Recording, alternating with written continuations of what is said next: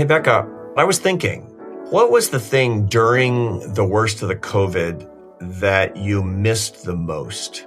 I used to work at a coffee shop before COVID hit, and knowing that my friends would come in to entertain me on my shift and basically the life that comes from engaging with others. I mean, there's really nothing like that. And as much as I tried to emulate that, it was impossible.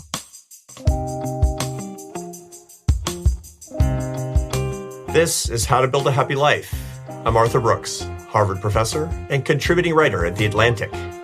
And I'm Rebecca Rashid, a producer at The Atlantic.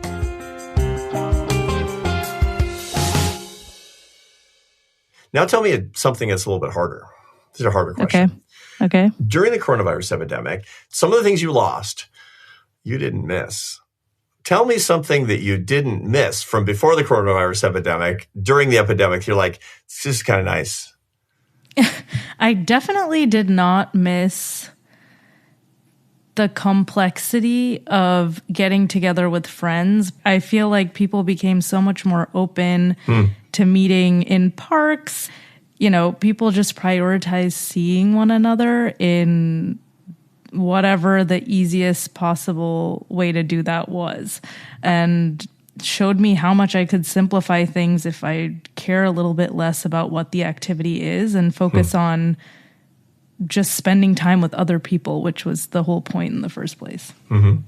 If it wasn't for this time where we suddenly had to choose who were the few people in your bubble or whatever it may be, who you're going to rely on in these tough times, if it wasn't for that forced simplification, I would have continued to be that person who wanted more friends and wanted more people at her birthday party or whatever it may be. And it was only because having less people around was the only option did I just have to make do. There's this paradox in which we're always driven to more. But a lot of the time, we get more pleasure and happiness from less. Today, we're talking about the happiness we can get from subtraction. The first time you do it, just don't do something. It's a really liberating feeling, so I totally encourage it. If subtracting can have such positive effects on our happiness, why is the concept so novel for so many people? What exactly explains our tendency to believe that more doing, more money, more everything will continue to make our lives better? And what are we afraid of losing when we take things away? I started thinking about why it's so hard for us to get to a place where we truly enjoy less after reading a great book called Subtract, The Untapped Science of Less. The author, Leidy Klotz, helped me think through why our default mode is more. I'm by title, a professor of engineering and architecture at the University of Virginia. Most of my research is in behavioral science and how we design. You're quite well known for saying if you want to design your life appropriately, for that matter, if you want to design anything appropriately, your career, your relationships, heck, your vacation, you should really start not by saying, how much more can I stuff into this little bag, but how can I start taking things away? What led you to that? The closest thing I have to an epiphany was playing Legos with my son, Ezra, who was 3 at the time, and we were building with these Duplo blocks, basically making a bridge as a 3-year-old might. And the problem we had was that the bridge wasn't level. And so I turned around behind me to grab a block to add to the shorter column. And by the time I had turned back around, Ezra had removed a block from the longer column and had already made the level bridge. I mean, it's a really simple story, but like right there in my living room was this example of an idea that I had been thinking about, but it brought a new insight into that idea, which was that why didn't I even think of this as an option, right? If my 3-year-old wasn't there, I would have just added the block and never even considered whether subtracting the block could have been a better way to change the structure. And so your conclusion from that, or at least the epiphany, the minor epiphany that you had that one day playing with Legos with your son, is sometimes you can make things a lot more than they were by actually using less. Yeah, the fundamental framing of the situation is, hey, we've got all these times in our life when we want to take how things are and change them to some way that we want them to be, right? And, so whether it's a Lego bridge, whether it's your calendar, whether it's kind of the mental model that you're working from, there are these two basic options. One is to add to what's already there, which we think of immediately and exhaust all the possibilities. And the other one is to subtract from what's already there, which it seems we don't think of. And then even if we do think of it, it's hard to follow through with. So is there anything as you move forward, because you're trained as an engineer, is there something in the world of physical engineering that's been a major breakthrough that when people do less, that there is more? I mean, obviously you don't want a key part of a bridge to be missing, but what can you do? I mean, that's one thing with Legos. It's something else with the bridge I'm trying to drive across. Give me an example from the world of physical engineering where less is more. Yeah, the Lego bridge would actually be more stable if you were driving across it from an engineering standpoint. But that's because our bridges are all old and falling apart. Yeah, that's a different issue. But one of my favorite engineering examples, there's this woman, Anna Keichlein. She's a fascinating woman. She's the first female architect in Pennsylvania. She volunteered during World War I. So she did all these amazing things, designing buildings. And she was also a serial inventor. And her most influential invention was basically the hollow building block. She designed the first version of the now ubiquitous blocks, a concrete block with holes in the middle. And before Keichlein, building blocks were solid, whether it was the Roman Colosseum all the way up to the foundation of your house, if it was built before the 1920s or so. But the hollow building block is lighter, easy to assemble, and actually works better in a lot of ways. And there are examples from my world as well. One of the things that I find, I'm a social scientist in the business of happiness, and people ask me all the time because I specialize in the second half of life. And so I get executives all the time saying, oh man, I'm about to retire. What do you recommend? What I recommend that you do is that you keep a schedule that has about a quarter as much stuff in it as before you retired. In other words, if you don't do anything, it's like, I'm just going to hang out and watch TV. You're going to be a mess. You need to do stuff that you're good at, but do less. In other words, don't rush your workout. Give yourself 2 hours with your kid for lunch instead of 1 hour so you're not running off. So you're still doing stuff in a schedule, but it's a very expanded, it's an oxygenated schedule. You have lots and lots and lots of time. And, that's consistent with well-being, life satisfaction, happiness. If you're saying do a quarter of what you were doing, you're telling them to subtract 3/4 of the stuff. And I just love that. One of the most useful time-saving things that I've come up with, and Bob Sutton, he's a Stanford professor, the No Asshole Rule author. He calls it the rule of halves. So it's like you take a meeting, for example, and just cut everything in half. The length of time, the frequency of the meetings, the number of participants. You set a halftime in the meeting and say, okay, if at halftime, it seems like this isn't going anywhere, we can all kind of abort the meeting. One of our studies actually, and this was when we were doing all these studies on people adding and subtracting, we eventually got to this point where like, well, let's try to design somewhere people just definitely will subtract. And so we gave them this ridiculous travel itinerary in Washington, D.C. So Lincoln Memorial type things. And people could add new activities or they could subtract activities from the day. And more people added, and it really astonished us. But I also, in my vacations, my wife likes to check off all the different top 10 TripAdvisor things to do in this location, which I think has brought us some really great memories. And I also think that the other way to bring great memories is to kind of not be overscheduled on the vacation. So maybe we'll use your rule of quarters. Let's do a quarter of these things and let them fill up the time that we have and see what happens in the middle. Yeah. I mean, your big point is basically you've got options, man. You have options you didn't know you had by doing less of whatever it is you're happening to do. Now, this is the simplest thing ever. I mean, it's so crazily simple, and yet it's so unbelievably elusive. So let's get into some of the behavior behind this. Why don't we think this way? Man, we're creatures of more, not less, less, less. What gives? Yeah, I mean, the first thing from our research is that we just fundamentally think of adding first, right? We're wired to think of adding first. I mean, if you look at just some of the biological things, going back to food, for example, one of the studies I mentioned in the book is how pack rats stockpile food, right? Researchers have done experiments. They'll take away the stockpile of food that the pack rats have, and they immediately make another stockpile. And you're like, well, that big deal, right? That's what I do when my pantry gets low.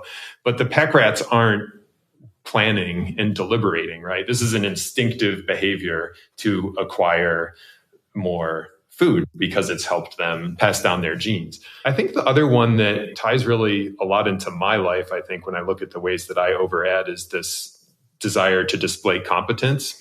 And competence is actually a very biological thing. I mean, showing that we can effectively interact with the world. I mean, there are birds that build ornate nests just to attract a mate, because the mate then sees that whoever this bird is that built this nest is able to effectively interact with the physical world. And it's an idea that has been extended into task completion, not just physical things, but me attending a meeting, or me kind of writing another 200 words in a piece of writing that's not going to actually make it better, but it's going to show that I was displaying competence. So there are definitely some biological reasons why we might be doing this.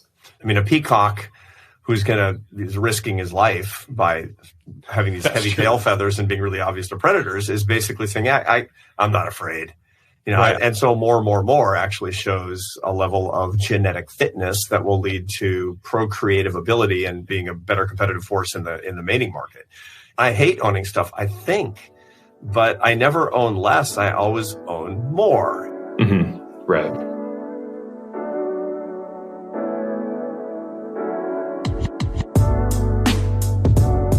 Tell me, just in general, give me some examples of how having more affects our well-being. There's this really interesting study from the U.S. Army War College, and they studied their officers.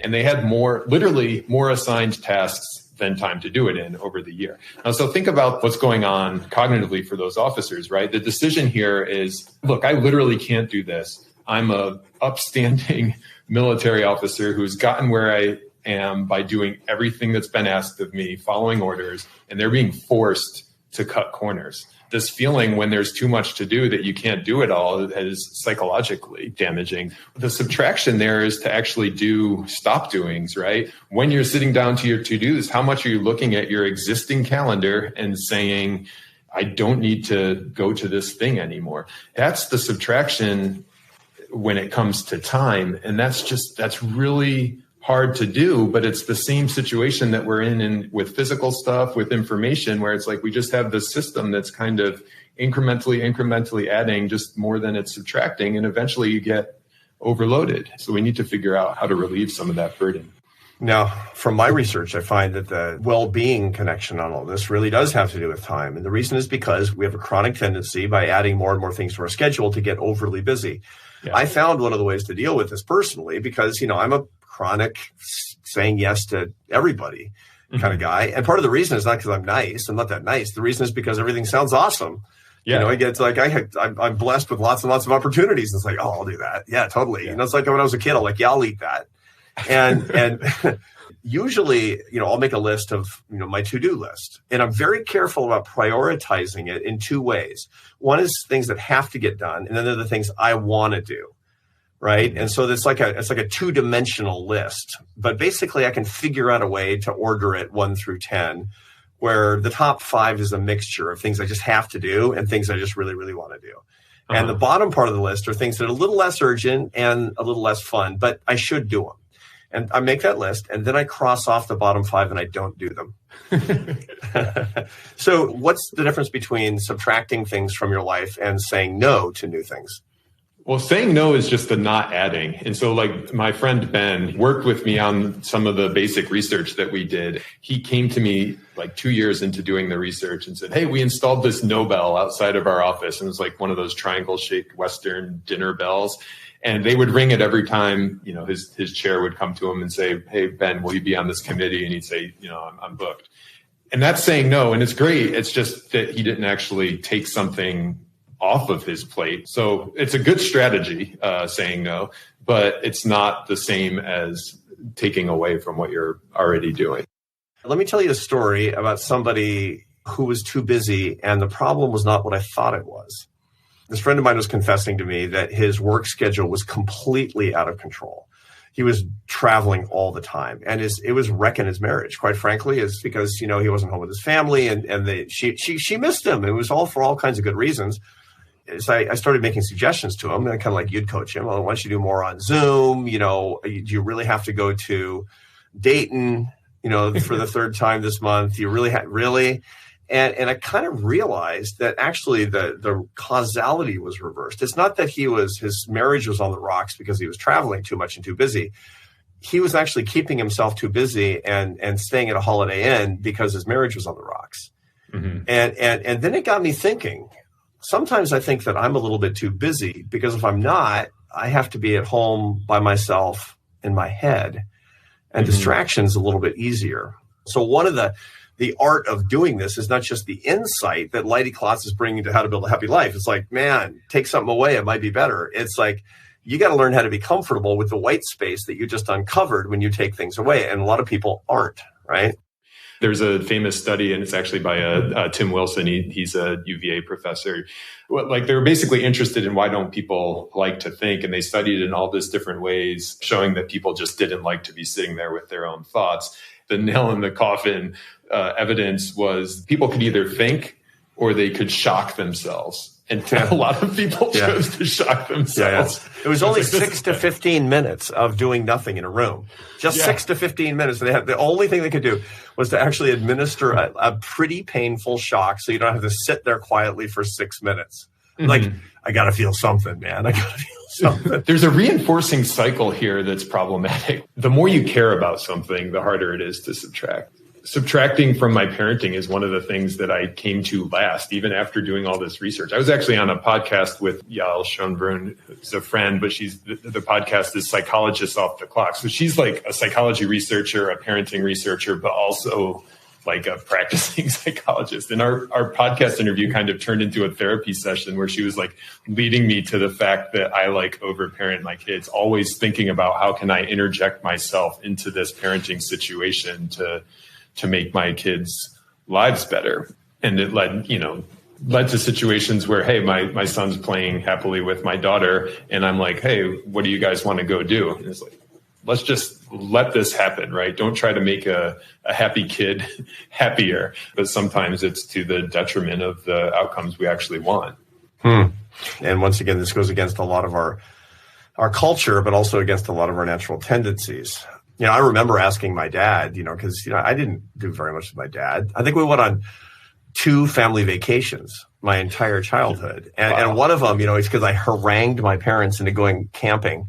Suffice it to say, there was plenty of white space in my childhood. I asked my dad one time, I said, Dad, why did you have kids? And he said, you had to in those days. That's awesome. I know. It's like, that's... making me feel real good, Dad. That's making me. I'm here now. Yeah. I know, but one of the techniques that we actually developed in the last season of How to Build a Happy Life was the concept of the reverse bucket list. And I want to bounce that off you. And it's actually been really helpful to me. I went back and I found my bucket list when I was 40, and I got every single thing on that list, and I wasn't happy. Uh-huh. And I wasn't happy. And so we always get our bucket list wrong. We always think those things are going to give us satisfaction, and satisfaction that lasts. And so I developed a thing called the reverse bucket list, where I make a list of all of my cravings and attachments and desires and ambitions. And then I say, if I get it, fine, but I'm going to make a conscious sort of metacognitive strategy for detaching myself from these things.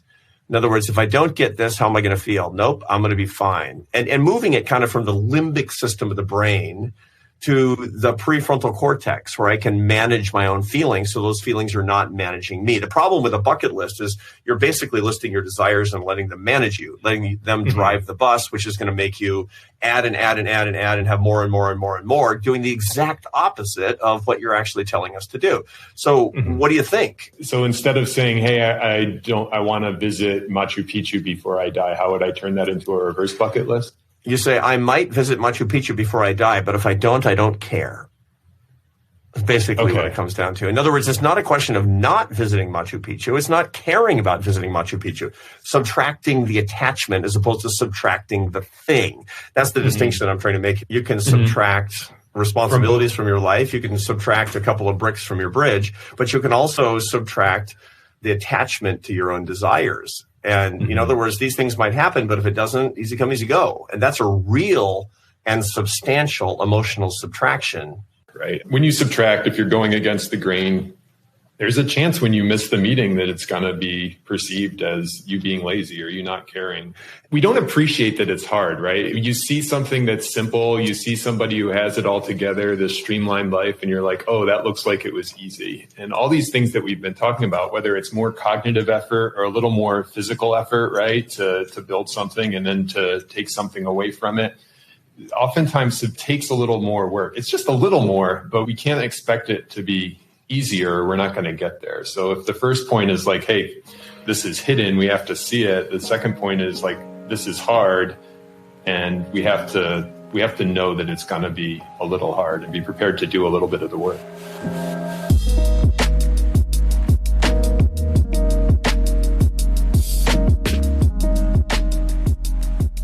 It's about focusing on the heart of the matter. When I'm hanging out with friends, it doesn't matter as much what we do. It just matters that we spend time together.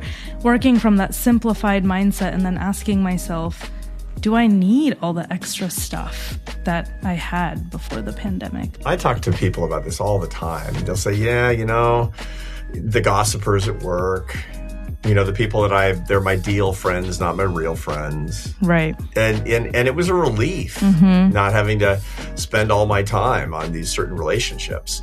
So one of the things that I think is worth thinking about is making a list of all the things that you didn't miss. On the contrary, that you were glad they were gone. Right. And then saying, what's my strategy for getting rid of these things for the rest of my life? Because you know what? You don't have to call that person back. Right. You kind of don't. You don't have to reestablish the toxic relationship. Right.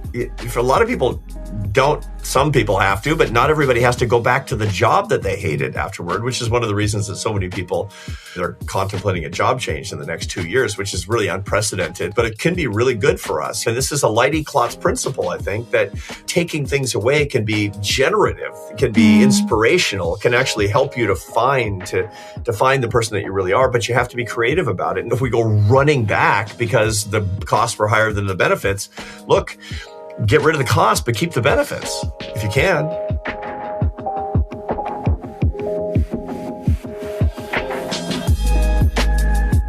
That's all for this week's episode of How to Build a Happy Life. This episode was produced by me, Rebecca Rashid, and hosted by Arthur Brooks. Editing by AC Valdez and Claudine Ebeid. Fact check by Enna Alvarado. Our engineer is Matthew Simonson.